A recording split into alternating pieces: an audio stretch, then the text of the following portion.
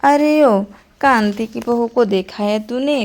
पूरे दिन jeans top पहन के मोहल्ले में घूमते रहती है। शर्म मानो, शर्म नाम की कोई चीज ही नहीं है। ठीक कह रही हो शकुंतला बहन, आजकल के बच्चों मानते भी तो नहीं है। किसी की बेटी हो या बहू, सभी के मॉडर्न कपड़े ही चाहिए। शादी के अगले ही दिन से उसने पल्लू भी हटा दिया था। मजाल है राधा उसे कुछ कह पाती। इतने में ही सावित्री की बड़ी बहू चाय लेकर आती है और सावित्री की देखकर गुस्सा आता है, क्योंकि सावित्री की बड़ी बहू की पल्लू अभी सर से गिरने वाला ही था। माँ जी, पाँव फंस गया था इसलिए मुझे। तो क्या हुआ? पाँव फंस गया तो एक हाथ से ट्रे नहीं पकड़ सकती थी?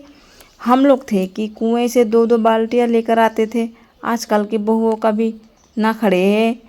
1 साल के बाद पल्लू हट जाए, 1.5 साल के बाद गरम लग रहा है, 2 साल के बाद टाइट फिटिंग सूट पहनती है, उसके बाद मिनी स्कर्ट पहनने लगेगी। यह सभी बातें सुनकर इन्हें खराब लगता है। इसी तरह वक्त बीत गया। जाने के बाद सावित्री आती है। तूने तो मेरा नाक ही कटवा दिया, अच्छा लगा ना? उनके सामने पल्लू गिरा कर गई। क्या फ़ायदा, नहीं लेना पल्लू, लेने को दिल नहीं है तो क्या दिखाती है पल्लू रख रख के। इतना कह के वह वहाँ से चली जाती है। और जितने भी अच्छे से काम करो, सास कहीं ना कहीं उसकी खोट निकाल ही देती है। तभी अगले दिन इसकी एनिवर्सरी आने वाली थी और यह सोई हुई थी। करवट बदलते समय अचानक से सास आ गई और उसके कमर दिख जाती है। कमर को दिखते ही भड़क जाती है। अरे छी छी छी छी, शर्म नाम की चीज़ भी नहीं है क्या? कैसे सो रही है? तुम्हारा कमर कैसे दिख गया सोते वक्त?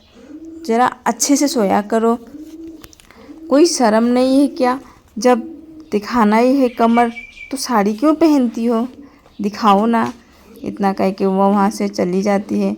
और तभी उसकी बेटा, छोटे बेटा नितिन शहर से आने वाला था और वह कह रहा था, मैं आप सभी के लिए बहू पसंद कर चुका हूँ। भाभी कहती है, वाह अच्छा बात है।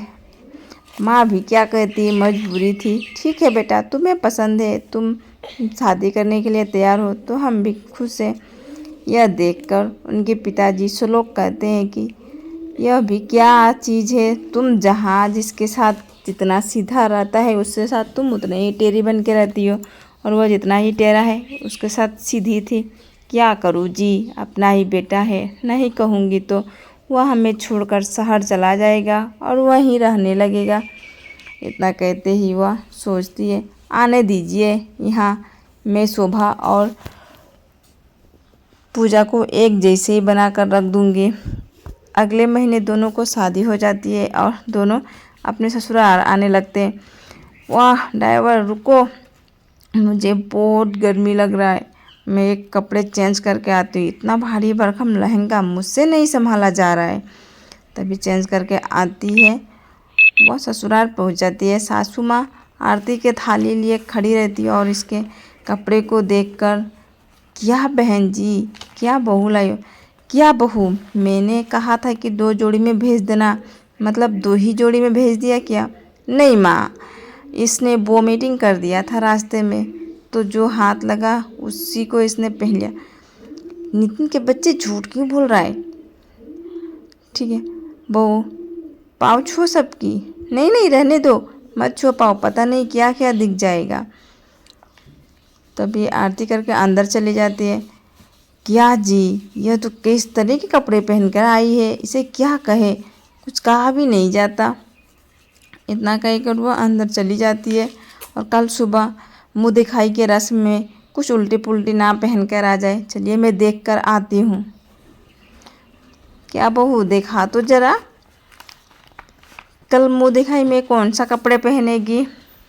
हाँ माँ जी आइए। इतना कहकर मैं साड़ी निकालने जाती है और यह शादी के बाद ब्लैक कलर अच्छा नहीं लगता, अभी नई नवेली दुल्हन हो तुम। कहाँ माँ जी, इसमें रेड भी तो है इसका। नहीं नहीं, और साड़ियाँ जो है वो दिखाओ, मुझे ये अच्छा नहीं लग रहा है, इसमें ब्लैक है। तभी वहाँ पे रखा हुआ एक पिंक कलर का साड़ी होता है जो सब पसंद आता है। ठीक है बहू, यही गुलाबी साड़ी को तुम कल पहन लेना मुँह दिखाई में। इतना काय करो, बाहर चली जाती है और यह सोचने लगती है ठीक है, तभी तो इसे क्या पता, साड़ी तो देख ली, ब्लाउज कितना मॉडर्न था, इन्होंने तो नहीं देखा।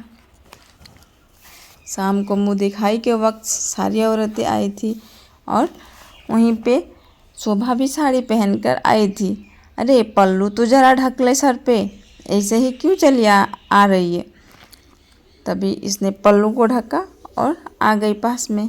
अरे अरे मानना पड़ेगा, तूने तो अपने बहू को पूरा ही संभाल लिया। हाँ, मेरा नाम भी सावित्री है। मैं कोमल और शोभा को एक ना बना दी तो कहना, दोनों ही एक जैसे ही लगेंगी, एक जैसे ही रहेंगी। आ बहू, सभी का पाँव छू के आशीर्वाद ले ले। बहू आती है और सभी का पाँव छूने लगती है और सभी से आशीर्वाद लेती है। तभी बहू सावित्री सोचती है, हाँ यार ठीक है। इसी तरह कुछ दिन बीत जाता है। रात के वक्त शोभा नाइट ड्रेस में ही सासू माँ के पास आती है। यह क्या बहू, तुमने नाइट ड्रेस पहन के बाहर कैसे आ गई? हाँ, तुम्हें कुछ समझ नहीं है क्या? तुम नाइट ड्रेस पहन के बाहर, माँ जी कुछ क्या हुआ? तुम पहन के आ कैसे सकती हो बाहर? यह पूरा फटकार रही थी इसकी सासू माँ। तभी वो पूरा खराब लगा और गुस्से से अंदर चली जाती है। उसे दुखी देख बड़ी बहू भी उसके पीछे पीछे चली जाती है। शोभा तुम दुखी मत हो, यहाँ पे माँ जी की ही चलती है, वह जो पहनने को दे रही है वो पहनो। तुम्हारे मॉडर्न कपड़े के अब नहीं आने वाले टाइम। नहीं, मैं तो एक हफ्ते ही साड़ी पहनूंगी, उसके बाद मैं तो वेस्टर्न कपड़े ही पहनूंगी, चाहे जो भी हो। यह कहते हुए दुखी मन से रह जाती है।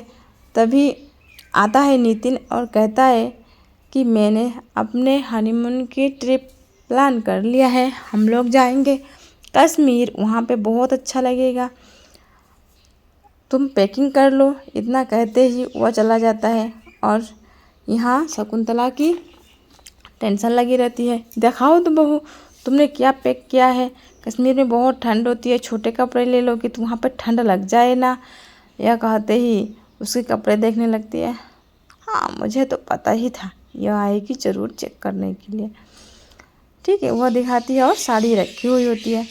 उसके बाद वह दोनों ट्रिप में चले जाते हैं। उधर जाके वेस्टर्न कपड़े खरीद लेती है और खूब सारे फ़ोटो खिंचवाती है। उसमें कि एक फ़ोटो उसकी सासू माँ को दिख जाती है। तभी शोभा की सासू माँ आती है घर और कहती है, अरे बहन जी, आप तो बहुत ही अच्छी बनती हो ना। मैं आज आ रही थी, देखो तो मेरे इस कपड़े में किधर से मैं बूढ़ी दिख रही हूँ, किधर से गंदी लग रही हूँ मैं। क्या इस कपड़े में खराबी है? क्या है? आप ही ज़रा बताओ मुझे। आज मैं आ रही थी, ट्रेन के पास में एक औरत को साड़ी पहनने की वजह से चोट लग गई, उसे मैंने हॉस्पिटल में एडमिट करके आ रही हूँ।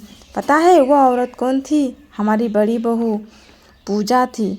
ठीक है, यह सुनते ही उसकी सासू माँ की आंखें भर आई और अपनी गलती की पश्चाताप करने लगी और वह आगे से कभी भी अपने बहू को वेस्टर्न कपड़े या जो भी पहने मना नहीं करती थी। यह सीखे आप।